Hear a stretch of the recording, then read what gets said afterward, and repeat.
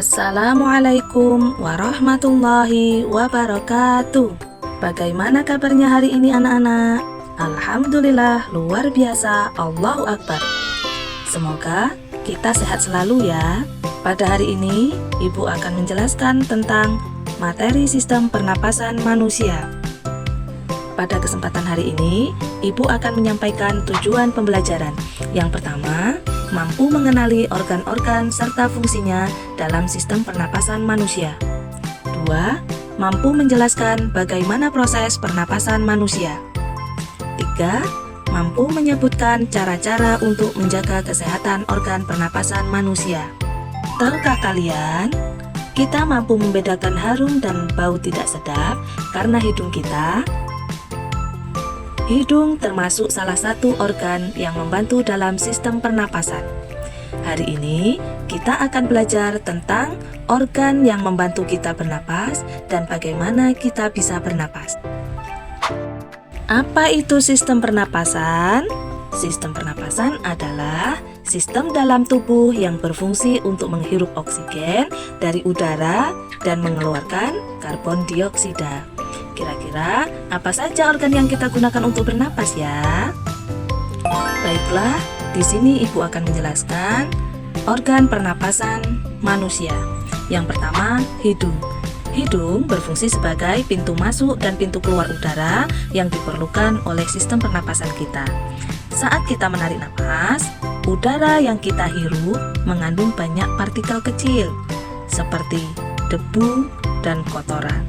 Nah, di dalam hidung kita ada rambut-rambut halus yang berfungsi menyaring kotoran agar tidak masuk ke dalam tubuh.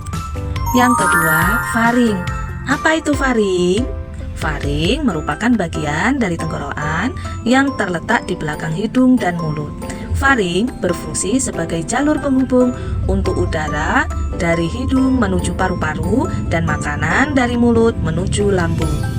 Faring juga memiliki amandel yang berfungsi sebagai sistem kekebalan tubuh untuk melawan kuman yang masuk bersama udara dan makanan. Yang ketiga, trakea. Apa itu trakea? Trakea atau disebut juga batang tenggorokan adalah saluran pernapasan yang berfungsi sebagai jalur keluar dan masuknya udara yang kita hirup melalui hidung atau mulut menuju paru-paru. Trakea seperti tabung yang memiliki cincin-cincin tulang rawan yang fleksibel, sehingga bisa bergerak saat kita bernapas, berbicara, atau menelan. Yang selanjutnya, bronkus. Apa itu bronkus? Bronkus adalah cabang trakea yang mengarah ke paru-paru kanan dan kiri. Berfungsi mengalirkan udara dari tenggorokan ke paru-paru. Di dalam bronkus ada rambut-rambut kecil dan lendir yang menangkap debu, kotoran, dan benda asing dan akan didorong kembali ke atas untuk dikeluarkan dengan cara batu. Selanjutnya, paru-paru. Paru-paru adalah organ utama dalam sistem pernapasan manusia yang berfungsi untuk mengubah oksigen yang kita hirup menjadi karbon dioksida. Setiap manusia memiliki dua paru-paru, yaitu paru-paru kanan dan paru-paru kiri. Paru-paru terdiri dari bagian-bagian kecil yang disebut alveoli. Di dalam alveolus terjadi proses pertukaran antara oksigen dan karbon dioksida.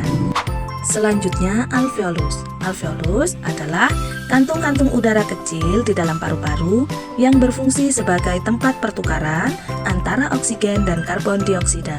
Alveolus memiliki bentuk seperti kumpulan anggur dan permukaannya yang luas membuat alveolus baik dalam mengalirkan oksigen ke seluruh tubuh.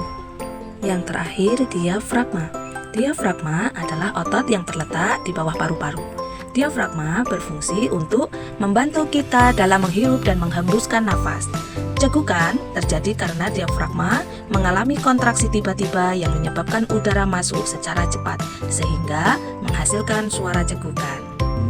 Saat menghirup napas, diafragma akan bergerak ke bagian bawah sehingga paru-paru mengembang dan udara dari luar bisa masuk. Saat mengembuskan nafas, diafragma akan melengkung dan bergerak ke bagian atas sehingga udara di dalam paru-paru keluar. Selanjutnya, proses pernapasan manusia. Yang pertama, menghirup napas. Ketika menghirup napas, otot diafragma mengalami kontraksi dan paru-paru mengembang sehingga udara masuk melalui hidung menuju paru-paru. Yang kedua, pertukaran antara oksigen dan karbon dioksida. Di dalam alveoli, terjadi proses pertukaran antara oksigen yang masuk dari luar tubuh dan karbon dioksida yang ada di dalam darah. Yang ketiga, menghembuskan nafas. Ketika menghembuskan nafas, otot diafragma akan relaksasi dan paru-paru mengempis sehingga karbon dioksida keluar melalui mulut dan hidung. Untuk menjaga kesehatan organ pernapasan, kita perlu menjaga kesehatan organ pernapasan dengan cara-cara sebagai berikut. Yang pertama, olahraga dengan teratur. 2, makan makanan sehat dan bergizi. 3, tidak merokok. 4, menghindari polusi udara.